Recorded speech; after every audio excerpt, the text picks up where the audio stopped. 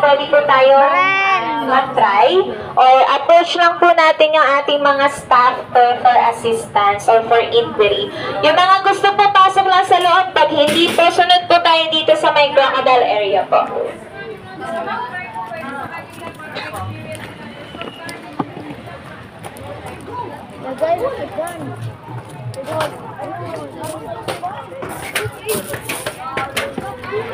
Ito pala yung bridge.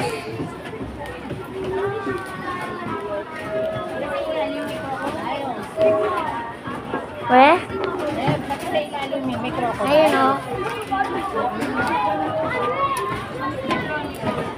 Okay, so everyone, welcome to the crocodile area. So for ease attraction po, once again, lalakad po tayo ng steel bridge, then under po is yung mga crocodiles.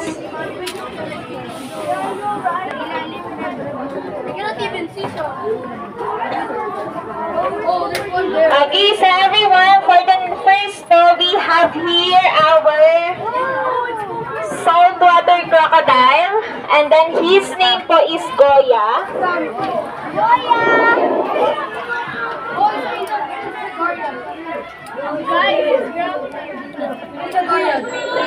So si Goya po is our biggest crocodile po here in Zurich Safari. And then kung kilala po natin si Lolong, bali po yung pinakamalaking nakitang crocodile sa Philippines, same species po sila nun. Kaya po, there are tendency pa din na pwede siya lumaki ng gano'n. Pero po kasi, since nasa captivity po siya, medyo mababa po yung chance.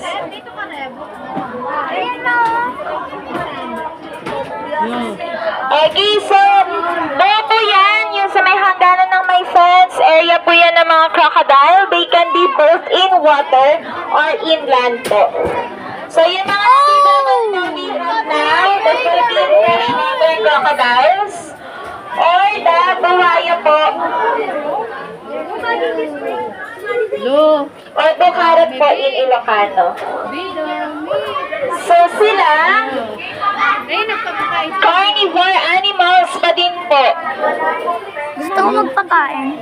Hey, wala tayong... And then also, for those who want to feed our crocodiles po, kagaya ng ginagawa nila, that is for only 100 pesos po for a piece of chicken. So, pwede po kayo magpa-feed. Hahawak po kayo ng bamboo stick when you are going to do the actual feeding po for the crocodile. Ayan, so sa mga tayo sa ating cashier for assistance. And ang feeding po natin sa may water area lang po. Ayan, pwede po tayo mag-forward po dito for bus number 6. Ano talaga nila eh, oo. Ayan po kayo po dito, bus number 6 po. Bus number 6 naman. Diretso. Mas magano na tayo. Okay, once again, baka gusto niyo po magpa-feed ng ating crocodile, 100 pesos po yan. Hahawak po kayo ng bamboo stick that you are going to do the actual feed po. So hindi po, if you would like to have a picture with the crocodile gusto na itulo, pwede. Darius, ipagano na yung isna mo?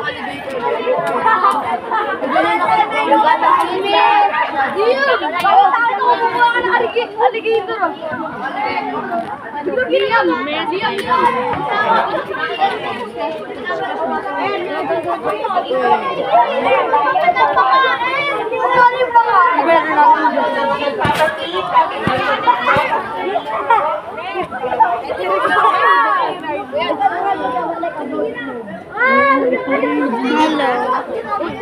Kit ng ano? Huwag na mo kanitaan!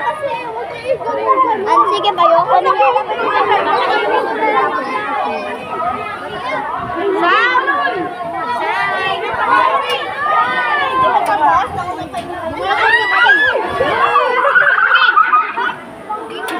Wala ba din? Biyang kay. Wala ba din? Ayaw pa nga. Ayan, pakain nyo na. Kain mo na! Doon mo sa tipo ipakain.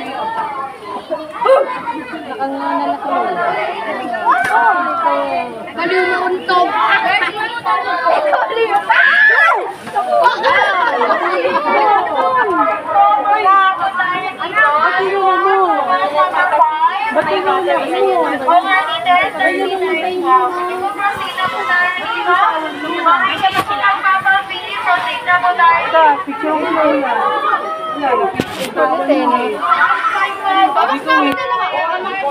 Okay, bus number 5 daw po ni Ate Anne. Kulay, pinipigyan na nga kita eh. Po.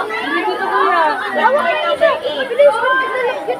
Bus number 5 ni Ate Angela. Placard number 8. Tawag po kayo ng inyong tour guide. Bus number 6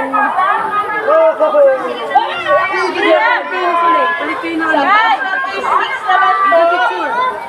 3 to 5 minutes po. Baka ito ang Ayan, hawak sa mga nagpapahit, medyo layo-layo na lang po kasi pagkakahulan po yung mga tali niyo po. Tuloy-tingin. Kailan niya kakainin? Ibibigay mo. Susuloy. Bus number niyo po. Bus 5. Forward po ang bus number 5. May mga bus number 6 din po. Okay na, pwede na din po tayo Hindi nila kinakain niya ng hulog, no? After po nito, babalik po tayo ng bus. Ayun. Nakuha din niya. Parang malabo, maano yung mata nila. No? Hala. May tali pa. Oh, busog na yan. Yung ano naman. Ay, kawawa. Ay. Hala. Oh, kawawa. Oh, eto busog na to eh. Nakailan na to eh. Mama, nahulog yung bamboo. Alin? Yun o. Kaya nakatali. Tinulak eh. Tinapon niya. Paano pag nalaglog dyan? Paano pag nalaglog ka dyan? Anong gagawin mo? Dami yan. Mag-uunahan sa'yo. Ano yun? Polar bear? Yan. Ma, ano yun? Saan si Ate Sam?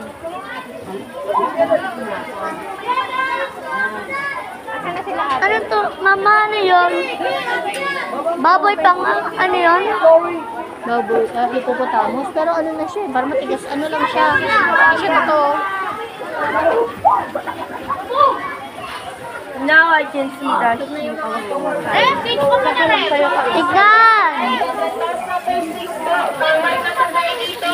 Hindi na po magpapapicture, balik na po ng respective bus po.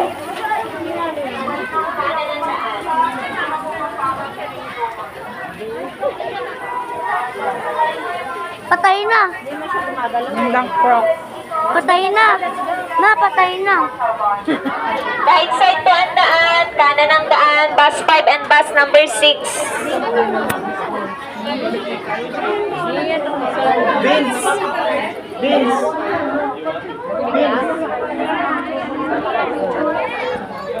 Sa crocodile. Okay na ba? 6 na Ano rin yan, diba? Magka-tiger pa tayo. Sa magka-tiger pa tayo, nakasakay tayo sa ano. Nakasakay tayo sa jeep. Nakasakay tayo sa jeep. Pero tayo tayo baba. Kaya sa jeep tayo sa jeep. Yung mga cinematic. 7 na to eh. Nakamagkano ka na eh, no? Nakamagkano kayo eh. 7 na to. Oo eh, kasi ako nag-ako. 7 bus na to, mama. Ma, 7 bus na to. 7 bus na to. Ma. Ay, ano. Sean! Kaya Sean! Oh.